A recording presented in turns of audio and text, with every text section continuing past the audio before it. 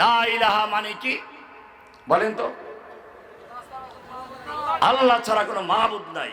ঠিকই বলেছে, মিথ্যা বলে নাই। কিন্তু প্রশ্ন হচ্ছে মাবুদ তো আরবি, আপনি কি বলতেন এটা দিয়ে? মাবুদ কোন বাংলা নাকি?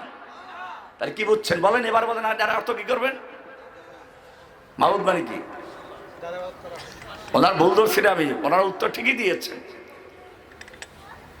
উত্তর ভুল না।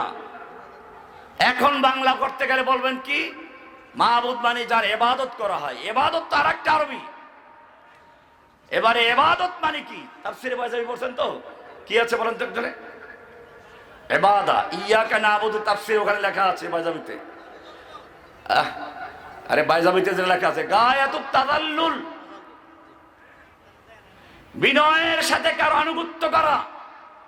তাহলে লা ইলাহার মানে হচ্ছে লা ইলাহা, কোন ইলাহা নেই, কোন মাবুদ নেই, কারো আনুগত্য নেই, কারো হুকুম মানি না। ইল্লাল্লাহ মানে আনুগত্য করি, হুকুম মানি, তা সত্য করি একমাত্র কার?